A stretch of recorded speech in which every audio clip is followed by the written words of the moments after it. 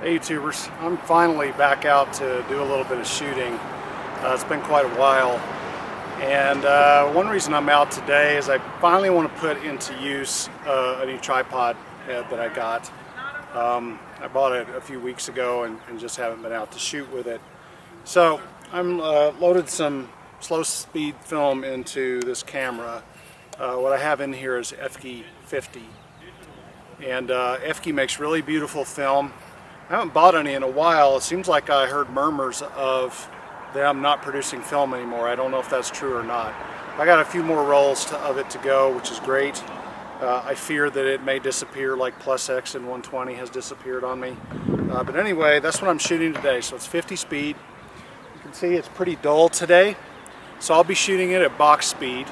I'm going to be using this new tripod, not new tripod, it's an old tripod, but my new tripod head to do these shots, and I'll tell you a bit about the head, and I'll tell you a little bit about the tripod as well. The tripod head is a Vanguard SBH-300, which is, I don't know if that's their largest ball head. If it's not, it's at the high end of their line in terms of size.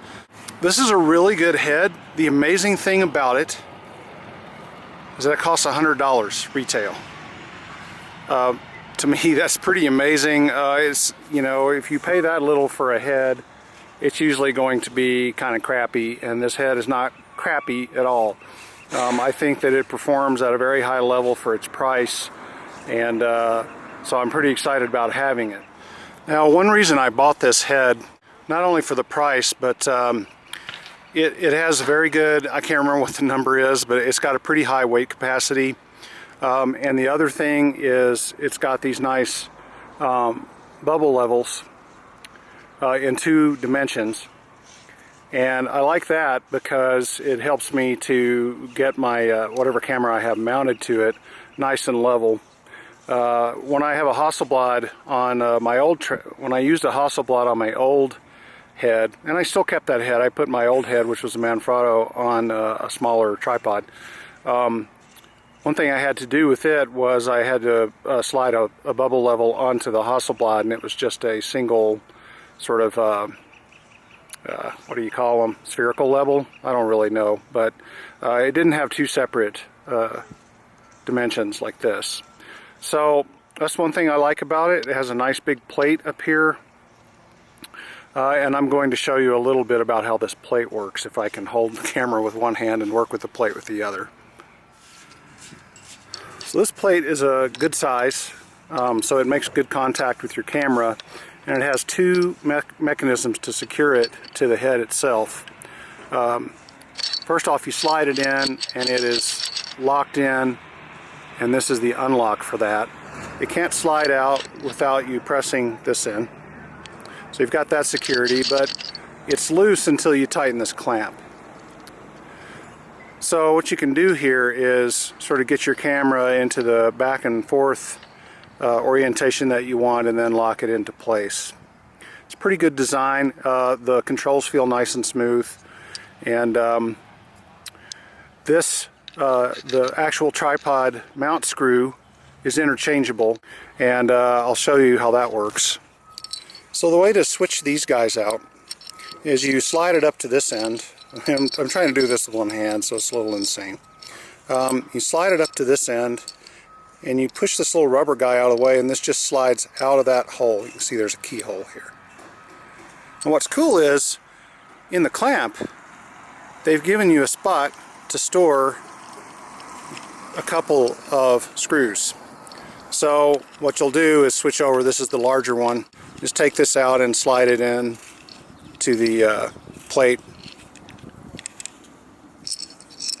similar to the way that you would take it out. So that's how that works. That's a pretty good design, I think.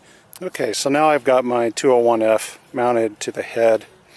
Now I've got it set up on the tripod the way I would shoot, except I've got the center column extended a little bit. I'll put that down before I really shoot. You don't want to have your center column extended unless you really have to.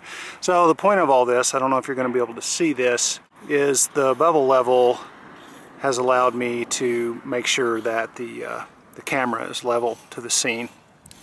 And this other one, if I wanted to, say, do a panorama or something, I could get this one level as well, but this is more about composition, so it doesn't matter if that one's level.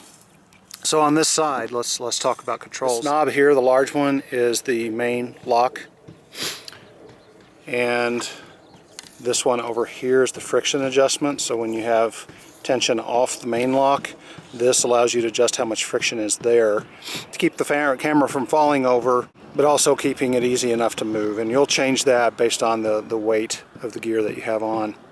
And then this back here is the pan lock. So once that's locked in, you can't turn the camera. Now at the moment, I've got the main lock turned off and I've got the friction knob turned up just a touch. So you can see I can move the camera around a little bit. Now, I will say there's a little bit of stiction here, so it's not absolutely perfect. It's not the smoothest thing in the world, but the heavier the gear you put on, the smoother it will be. So if you put a big DSLR on here with a giant lens, you'll probably get pretty smooth movement out of it. A Hasselblad, surprisingly, is not all that heavy. Now the tripod I have this guy mounted to is not the ultimate landscape tripod. It's a really good tripod. It's a Gitzo. It's a GT20930EX. It's a basalt, I'm not sure how you say it. So it's somewhere between carbon fiber and aluminum in weight and tech.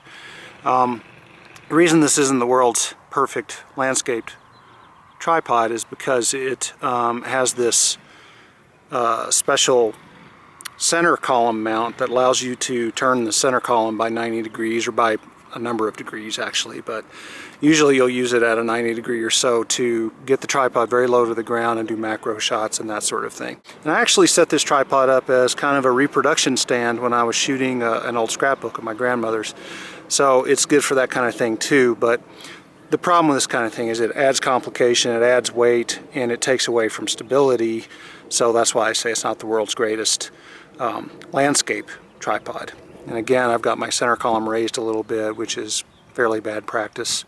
If you get your center column locked against the top of the tripod, then again, you'll have increased stability.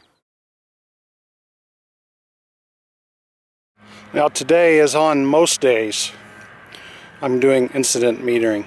And that again means that I'm metering for the light falling on the subject, not the light reflecting off of the subject.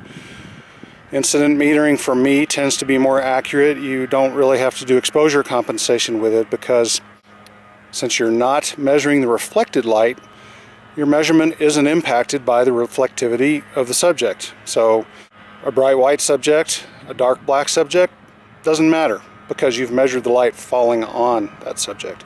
So, you know, with this kind of shooting, I'm not super picky about it. I just kind of point the meter in the opposite direction, roughly, or up in the air, you know, as long as I'm not pointing it straight to the sun, and get my reading. So right now, I'm getting about an EV13 reading. That's because the sun has started to poke out a little bit from behind the clouds. Most of my readings today have been around 12. So basically, I've got to stop more light right this second than I did about 10 minutes ago. So I'll just take another reading. And a lot of times I'll take a few. You notice how my meter, you have to push the button twice to get it to actually do its job. So now there's a little less light, or I pointed it in a slightly different direction. So we got 12.5 EV. 12.5, 13, 12, what's an EV between friends? So I'm not going to worry about it too much. I'll probably take this 12.5 reading and transfer it to the camera, or I could shoot with the 12 that I've had set all morning. Here's the subject. I happen to be in Observatory Park right now in Denver, and so I've been shooting this observatory and the smaller one all morning. And you can see, as I pointed out before, it's a pretty cloudy day, and I mentioned that therefore I'm shooting this FQ50 at box speed. Now, because I'm shooting at box speed 50 and I'm stopping the lens down to f8 in most cases, I'm shooting at a pretty low shutter speed, so it's good to have the tripod. Now at the moment, I'm setting up this shot of the observatory, and I have the 50mm f2.8. This is an F lens, so that means I've got it mounted on a focal plane body. I actually sold my 500 CM, which is a traditional 500 series, uses in-lens shutters. I sold that body, and I'm just sticking with focal plane bodies from here on out. And so that's because it gives me more flexibility. You can get a higher shutter speed. I've talked about that in other videos. The cool thing about this 50 is a pretty wide angle lens on a 6x6 camera, probably about like a 28 roughly. I'm going to go ahead and show you what I'm looking at.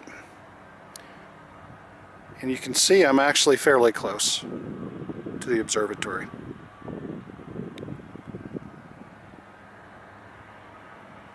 One nice thing about a Hasselblad is when you set up your shot, you look down in the waist level finder and you basically are looking at it as if it was a photo. I like that a lot about them. Now mostly I'll shoot with the magnifier on. That's so I can focus. But if you want to get a sense for the overall photo, kind of back away and look at it this way.